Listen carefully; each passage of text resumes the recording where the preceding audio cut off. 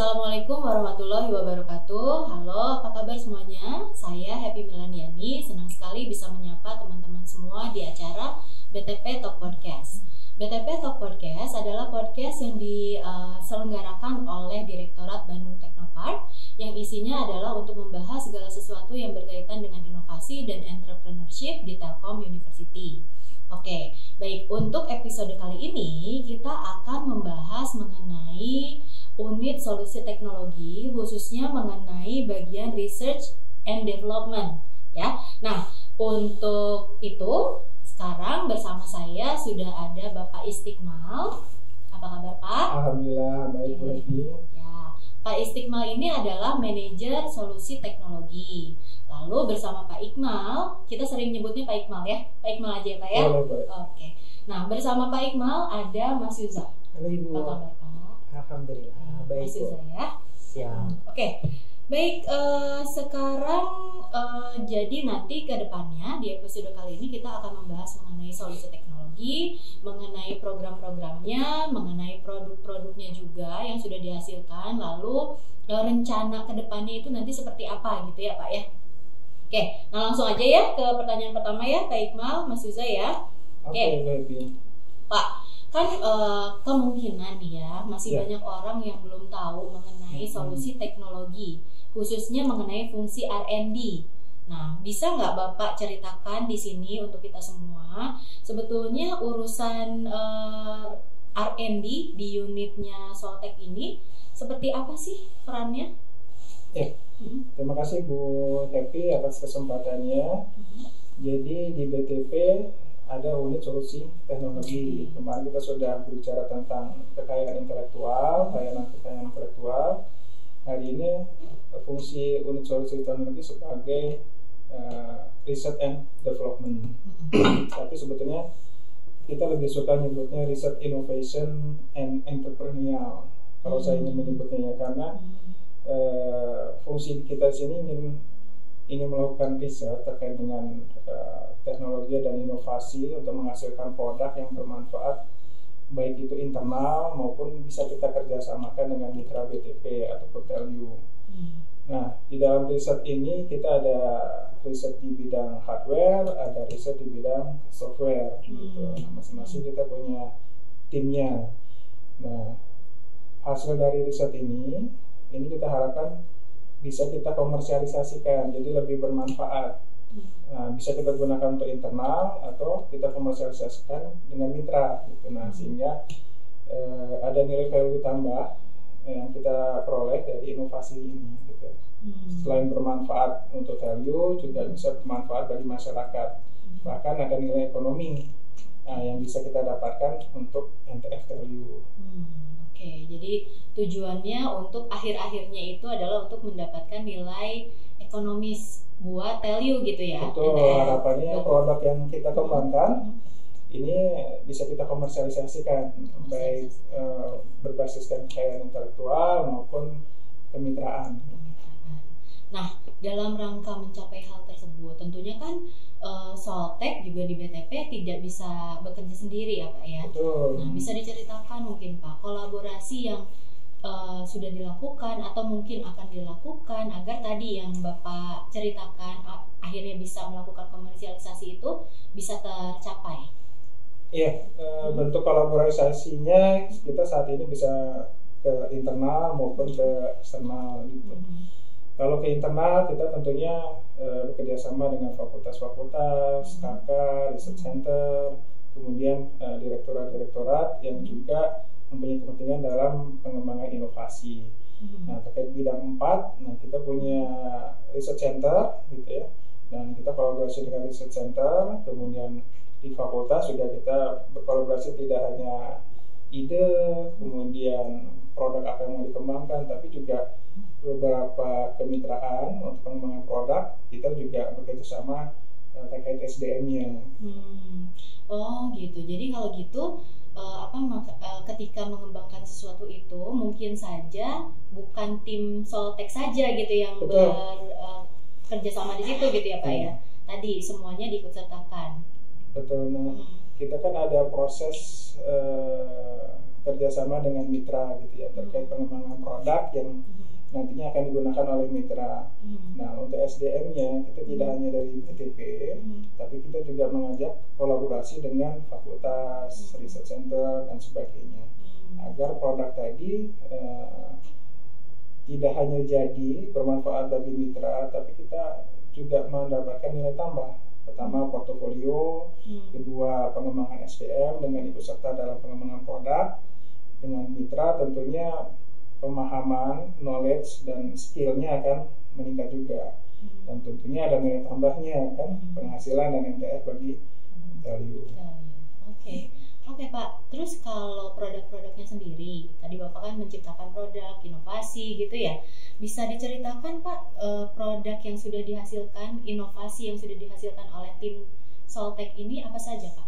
Iya, dalam pengembangan produk gitu ya, terkait dengan kerjasama yang tadi juga, jadi BTP itu yang pertama bisa mengembangkan produk sendiri, jadi kita berinovasi menghasilkan produk yang nantinya kita komersialisasi, ataupun kita membantu dari unit ataupun proses hilirisasi dari PPM gitu ya, kemudian ada fakultas atau KKA yang lain. Nah, itu bisa dilakukan hilirisasi dahulu di unit inovasi dan inovasi bisnis. Nah, dari situ kita untuk meningkatkan TRL, nilai komersialisasinya, kita bisa bantu juga.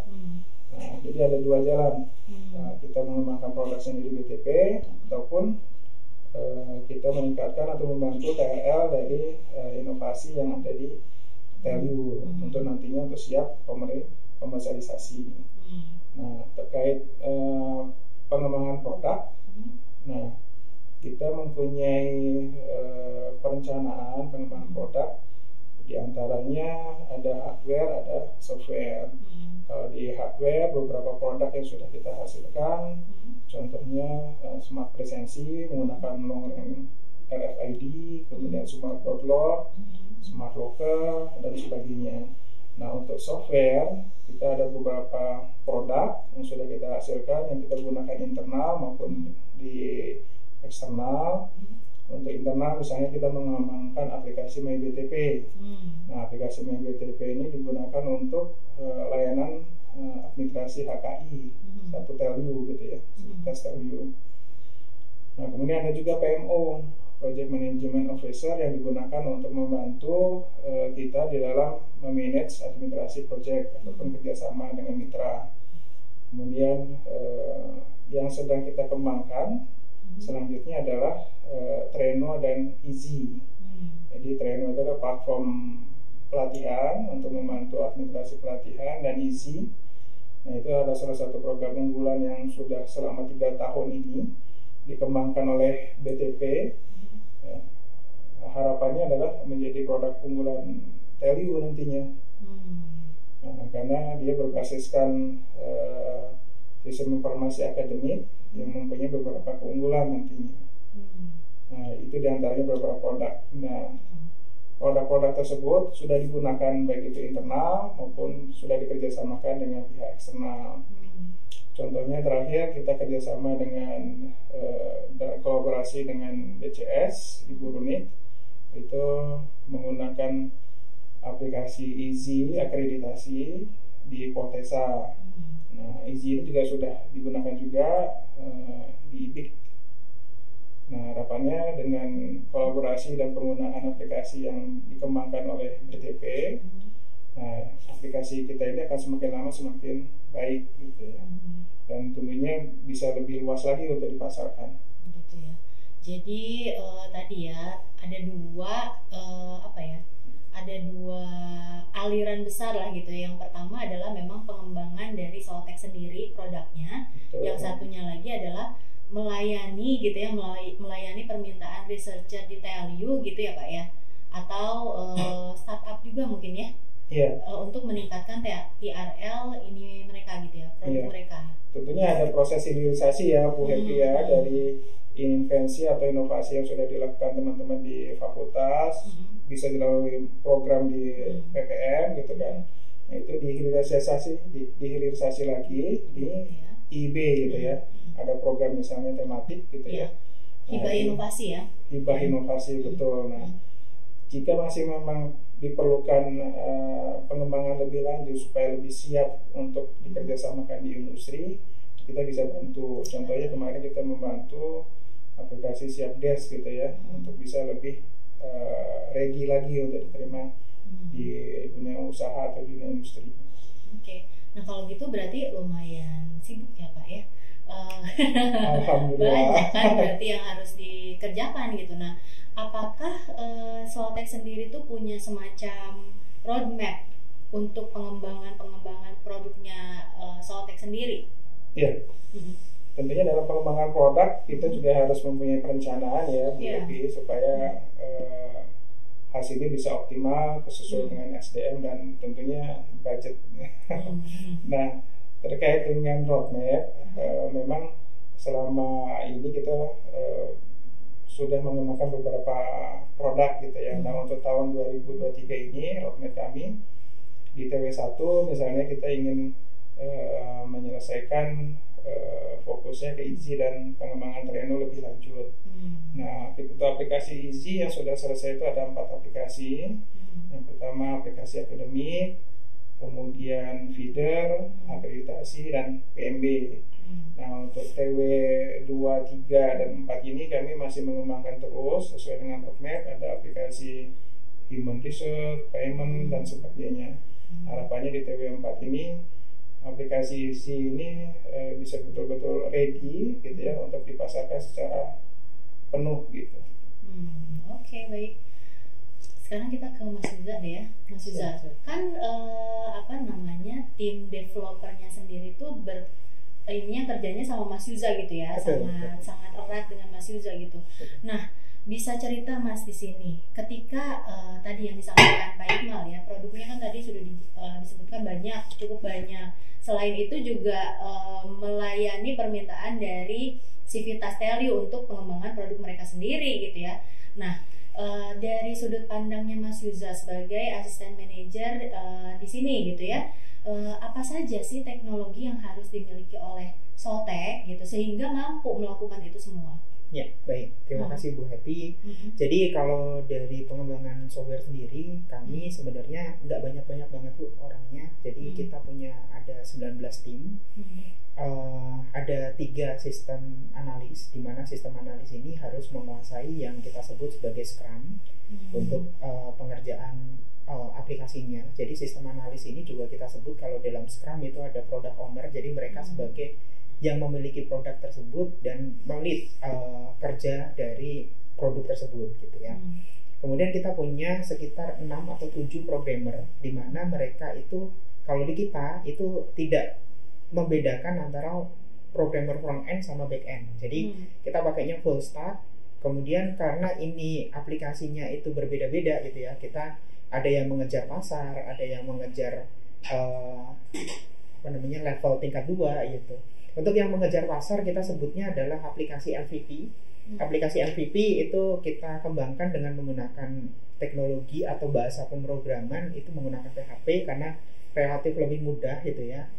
Kemudian untuk yang versi penyempurnaannya setelah MVP kita biasanya menggunakan ada front end-nya kita pakai Vue.js, kemudian untuk back end-nya kita ada Node.js gitu ya. Kemudian kita punya ada 2 orang UI UX yang mereka akan membantu untuk membuat aplikasinya dalam bentuk prototyping.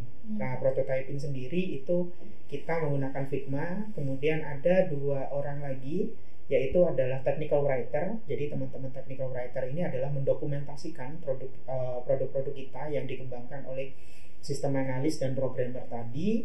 Kemudian kita punya 1 orang DevOps yang membantu dalam proses CI/CD, kemudian pengecekan security, pengecekan error dan lain sebagainya.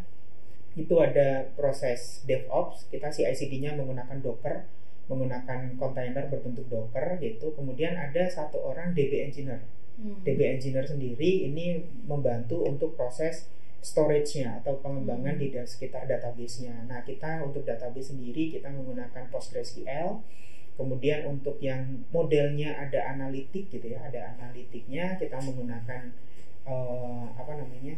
ada ClickHost namanya, ada database namanya adalah ClickHost. Nah ini adalah di ranahnya teman-teman yang bekerja di sekitar database engineer. Nah saya sendiri itu sebagai asisten manajer itu menemani semuanya. Jadi kalau di kita itu kita bagi menjadi 4 tim gitu ya, ada 4 tim, di mana 4 tim ini saya selalu menemani mereka dalam mengembangkan produk yang ada di sini. Seperti itu. Kalau dari jawabannya tuh cukup complicated ya. Sebagian besar saya nggak ngerti yang tadi disampaikan Mas Yuza loh. Ya. Tadi soalnya teknologi ya Bu ya, teknologi yang sekarang lah ya. Gitu. Jadi itu termasuk tadi juga sudah disampaikan mengenai ini ya apa namanya kemampuan yang harus dimiliki oleh para anggota timnya gitu ya. Betul. Tadi itu kan ada 19 orang ya Mas ya. 19 cukup orang banyak juga ya, dan mereka tuh semuanya cukup bekerja sedikit ya. Oh sedikit ya, sedikit. Kalau di pengembangan produk itu sedikit Bu, dibandingin kalau di kita ada direktorat putih gitu ya. Di direktorat putih itu total ada 106. Mulai dari programmer, ada technical writer dan lain sebagainya. Cuma memang di sana juga pengembangan produknya lebih banyak juga dari kita gitu ya, dari yang dikerjakan di BTP gitu ya. Oke, baik. Kalau misalnya nih, ini mungkin agak sedikit melenceng sedikit ya, tapi kan siapa tahu yang nonton di sini tuh ada yang pengen bergabung gitu ke timnya Mas Yuza, itu memungkinkan nggak Mas? Sebenarnya kalau ya, jadi sebenarnya kalau kita itu ada beberapa kali rekrutmen gitu ya, ada beberapa kali rekrutmen, tapi untuk saat ini itu memang kita sedang full tim gitu ya, full tim karena memang ketersediaan budgetnya juga memang cuma segitu gitu ya untuk resource-nya. Jadi kita belum bisa menambah resource, tapi kalau nanti misal kita ada kebutuhan, kita ada penerimaan lagi, pasti silahkan join ke kita. Cuma biasanya kalau join ke kita itu ada step-step yang harus diikuti untuk tesnya. Ya. Kalau misalnya mahasiswa yang pengen magang, dimungkinkan nggak? Oh iya, sangat-sangat memungkinkan. Itu kita boleh kapan saja? Boleh kapan aja, betul. Oke, baik. Teman-teman, jadi silahkan ya kalau misalnya tertarik ingin bergabung juga, siapa tahu gitu ya, tanya-tanya aja gitu ya. Ya. Oke. Nah Mas, kalau boleh cerita, tadi kan Pak Iqmal cukup banyak juga ya memaparkan mengenai produk yang dimiliki oleh BTP, yang dikembangkan oleh tim Soltech. Kalau Mas Yuza sendiri sebagai yang mengembangkan gitu ya, Mas Yuza boleh nggak ngasih tahu ke kita di sini yang dijagokan oleh Mas Yuza dari seluruh tadi produk yang disebutin Pak Iqmal itu apa aja?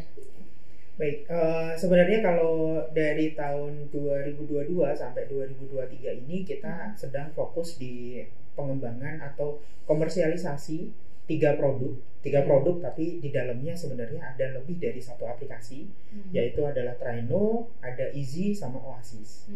Gitu. Jadi 3 produk itu Traino, Easy sama Oasis. Oke. Cerita lebih banyak dong Mas. Kalau misalnya Traino itu sudah sampai mana pengembangannya? Apakah sudah dikomersialisasikan? Gimana? Ya, Traino sendiri itu sebenarnya adalah aplikasi manajemen untuk pelatihan. Jadi digunakan sasaran market kita itu adalah lembaga pelatihan yang memang core bisnisnya di pelatihan gitu ya. Jadi itu sistem informasi yang bisa digunakan untuk mempermudah proses pelatihan, mulai dari proses pendaftaran ke pelatihan tersebut, kemudian nanti ketika sudah mulai pelatihan ada kayak learning management systemnya, kemudian ada pre-test, ada post-test dan lain sebagainya, sampai nanti ada proses budgeting, kemudian ada proses generate sertifikat gitu ya. Jadi kalau Traino itu memang di lembaga pelatihan, jadi memang yang core-nya itu adalah lembaga pelatihan. Nah saat ini Traino itu sudah dikomersialisasikan dan sudah dipakai oleh beberapa klien gitu. Jadi salah satunya saat ini dipakai di internal BTP sendiri, ada lembaga pelatihan namanya Go Expert gitu ya. Kemudian di internal TELU sendiri dipakai juga di lembaga pelatihan pusat bahasa. Kemudian di luar itu dipakai di Prod IT gitu ya. Di Prod IT ada lembaga pelatihan namanya Prod IT, dan saat ini kita sedang penjajakan kerjasama dengan beberapa tempat yang lain. Itu untuk Traino. Kalau tadi Easy Pak Iqmal sebetulnya sudah menjelaskan ya, ada banyak gitu ya fitur yang juga sedang dikembangkan. Betul. Nah, kalau Oasis tadi kayaknya belum dijelasin belum ya kalau Oasis ya. Kalau Oasis sendiri itu adalah sistem informasi untuk surat menyurat dan membantu dalam proses administrasi surat menyurat gitu. Jadi Oasis sendiri kalau tadi ada Easy itu adalah sistem informasi akademik di perguruan tinggi gitu ya, di lembaga pelatihan, di lembaga perguruan tinggi, lembaga pendidikan. Kemudian kalau di Traino itu untuk lembaga pelatihan gitu ya. Kalau untuk Oasis ini bisa ditempatkan di mana aja, di lembaga pendidikan bisa, di perguruan tinggi bisa, kemudian di corporate atau di perusahaan itu bisa, kemudian ada untuk di instansi pemerintahan itu juga bisa, karena kita buatnya adalah fleksibel, di mana dia bisa membantu untuk proses sirkulasi surat menyurat baik di internal maupun eksternal. Kemudian kita juga ada untuk dokumen manajemen sistemnya, jadi ada untuk mengelola dokumen-dokumen misalkan SK gitu ya, kemudian ada surat keterangan yang lain atau SOP. Sedangkan di kita di Oasis itu sudah comply dengan ISO 9001 untuk dokumentasi dokumen gitu. Kemudian gitu. apa? Nah, kemudian sebenarnya kita kalau di Oasis itu ada 4 modul. Yang pertama itu adalah surat menyurat, yang kedua untuk dokumen manajemen sistem, yang ketiga itu untuk meeting management. Jadi kalau kita biasanya kalau meeting gitu Bu, itu untuk undangannya pakai kertas gitu ya. Kemudian ketika sudah meeting di ruangan, kemudian ada notulensi. Notulensi itu nggak pernah di-share biasanya. Jadi tidak ada reminder terkait notulensi. Jadi kalau untuk meeting management ini sudah mulai dari undangan itu menggunakan elektronik, kemudian ada reminder untuk undangannya, kemudian ada booking ruangannya, kemudian nanti ketika sudah rapat berlangsung gitu ya, itu ada notulensi online-nya, di mana notulensi online ini langsung bisa dibaca kembali oleh peserta rapat tadi. Nah, kemudian setelah mungkin notulensi itu kan ada batas waktunya, misalkan nanti saya diperintahkan untuk memfollow up ini maksimal besok gitu. Nah, itu akan ada reminder ke langsung kita ke gitu. yang dijadikan Jadikan di PIC, situ. betul. Canggih ya Mas ya. Gitu. Terutama untuk saya yang kadang-kadang suka berantakan gitu loh folderingnya ya di laptop tuh. Kalau di sini kan berarti enak ya, mulai dari undangan sampai notulen, tindak lanjutnya apa segala macam tuh ada di situ. Betul, ya, termasuk remindernya untuk orang-orang yang dijadikan PIC di dalam notulen itu. Betul. Gitu ya. Kalau itu bagus banget berarti Mas. Ya, dan itu sudah sudah comply dengan ISO 9001. Jadi kalau yang sudah perusahaan yang sudah menerapkan ISO 9001 bisa nih pakai aplikasi ini, dan ketika nanti audit segala macam itu sudah comply semuanya. Apa sudah mulai dikomersialisasikan? Rencananya di mungkin awal tahun 2024 atau mungkin di pertengahan TW4 itu sudah bisa mulai dikomersialisasikan Bu. Jadi untuk saat ini itu akan di-deploy dulu di BTP untuk digunakan di internal dulu, di testing dulu di uji coba dulu, kira-kira seperti itu. Oke deh kalau gitu. Berarti banyak ya yang sedang dilakukan oleh timnya Pak Iqmal, oleh timnya Mas Yuza gitu ya, untuk mengembangkan produk-produk tadi yang sudah disebutin sama Pak Iqmal dan Mas Yuza, plus juga ditambah dengan tadi ya, kalau misalnya ada yang minta ditingkatkan TRL-nya juga bisa gitu ya Pak ya. Nah Pak, kan tadi sudah saya juga sudah bilang banyak, berarti banyak nih yang harus dikerjakan. Tantangannya apa Pak? Iya, tantangannya tadi seperti yang disampaikan Mas Yusa, teknologinya banyak kan ya. Nah, teknologi ini kan berkembang dengan cepat ya. Kita sedang buat ini, tiba-tiba teknologinya berubah, atau orang lain juga ada kompetitor yang membuat yang sama gitu. Nah, tantangannya seperti itu, artinya kebutuhan yang ada di masyarakat dengan apa yang kita buat, nah itu harus comply gitu. Karena kalau kita buat terlalu tinggi juga ternyata di masyarakat tidak dibutuhkan, misalnya gitu ya. Teknologinya terlalu tinggi gitu ya, sedangkan di masyarakat belum siap. Atau kita buat teknologi biasa tapi sebetulnya di masyarakat bermanfaat juga gitu. Nah, sehingga perlunya ke depan market research ya, market research yang lebih baik lagi supaya kita bisa menangkap apa sih kebutuhan masyarakat saat ini dan yang ke depan terkait dengan pengembangan teknologi gitu. Nah, supaya klop gitu. Nah, selama ini kita dengan mitra ya berbasiskan kebutuhan mitra gitu, sehingga langsung sesuai kan apa yang dibutuhkan oleh mitra. Nah, tapi kalau kita pengembangan produk sendiri, nah tentunya harus melihat ke depannya seperti apa pengembangannya terkait dengan pengembangan teknologinya juga kan. Jangan sampai ketika kita ready kita keluarkan ternyata sudah obsolete atau sudah berubah kebutuhannya. Mungkin Mas Yuza mau menambahkan kalau dari segi Mas Yuza sebagai yang mengembangkannya gitu ya, dari segi timnya mungkin. Ya. Kalau dari kami memang mungkin ini adalah klasik gitu ya, kayak klasik ya, keterbatasan sumber daya gitu ya.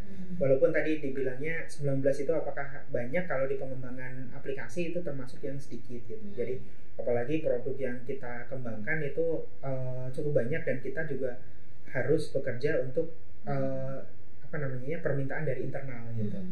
Itu yang pertama. Untuk yang kedua itu mungkin kalau dari kami karena keterbatasan sumber daya juga, keterbatasan anggaran juga, sebenarnya kami belum bisa mengeksplor seluruh teknologi yang saat ini mungkin lagi hype gitu ya, lagi hype. Jadi kalau yang lain pengembangannya udah sampai ke Flutter, sampai ke mobile dan lain sebagainya, kita belum sampai situ gitu. Jadi kita masih ada di web application gitu. Jadi semoga di tahun depan kita bisa merambah ke yang lain-lain nih. Kalau sumber dayanya ditambah gitu Mas? Iya, salah satunya adalah menambah sumber daya atau kan nanti produk sudah mulai banyak yang selesai, kita tinggal maintain mungkin, atau kalau ada target yang lain ya kita harus bekerja kembali kan untuk target yang akan datang gitu. Jadi semoga next kita bisa masuk ke ranah yang lain selain pengembangan aplikasi yang lebih mungkin lebih valuable tapi lebih ranah teknologinya lebih tinggi gitu. Ya semoga ya. Oke, terakhir Pak, pertanyaan terakhir. Masih ada Ibu ya? Masih, satu lagi Pak, terakhir. Kan tadi Bapak juga sebutkan ya, teknologi terus berkembang gitu ya.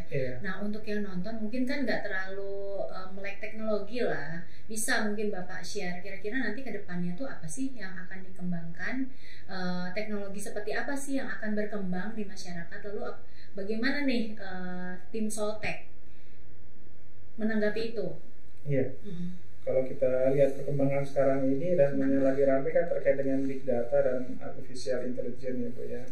Jadi dengan banyaknya data komunikasi yang ada disediakan di cloud gitu kan, yang terkumpul menjadi satu menjadi big data. Bagaimana big data itu bisa dimanfaatkan menjadi suatu value kan ya, yang bermanfaat, informasi yang bermanfaat bagi banyak orang gitu ya. Nah yang kedua adalah artificial intelligence. Sekarang sudah ramai aplikasi-aplikasi yang memanfaatkan artificial intelligence untuk memudahkan pekerjaan manusia gitu. Nah ada segi tantangannya di sana memang bagaimana mengkombinasikan antara big data dengan artificial intelligence.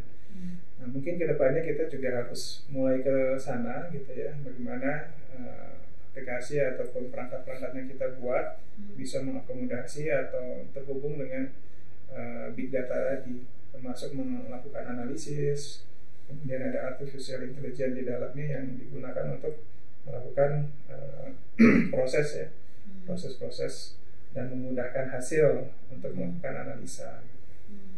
Gitu ya Mas? Sama?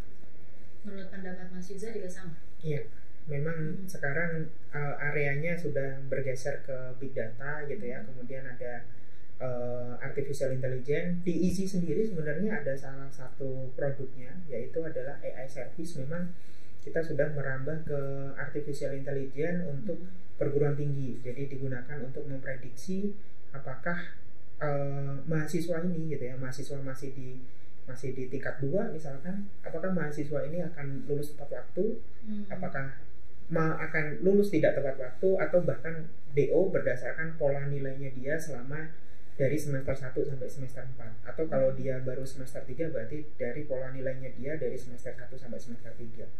Itu sudah kita mulai kita mengembangkan AI yang berbentuk service, jadi bisa di subscribe oleh perguruan tinggi, sehingga AI kita nanti akan belajar dari pola-pola data yang ada di perguruan tinggi tersebut, di-combine dengan perguruan tinggi yang lain. Jadi bahkan sudah ada yang diaplikasikan gitu ya ke salah satu produknya BTP gitu betul, ya. Betul. Oke deh kalau begitu. Nah, seperti yang saya janjikan itu pertanyaan terakhir. Jadi terima kasih ya Mas Yuza, Pak Iqmal untuk waktunya. Jadi kita tadi sudah mendengarkan mengenai unit solusi teknologi khususnya untuk bagian pengembangan research and development ini gitu ya Pak ya. Tadi kalau tadi tuh Bapak istilahnya apa Pak? Innovation bukan R&D kalau saya menyebutnya. Nah, ya, apa Research, Innovation and Entrepreneurial. Research, Innovation and Entrepreneurial. Ya, riset yang menghasilkan inovasi, kemudian kita komersialisasikan. Jadi sudah terlihat di situ dalam rangka menghasilkan inovasi yang kemudian bisa dikomersialisasikan gitu ya. Unitnya Pak Istiqmal ini sudah melakukan banyak hal gitu ya, menghasilkan banyak produk, menghasilkan banyak inovasi yang memang beberapanya juga memang sudah ada yang dikomersialisasikan.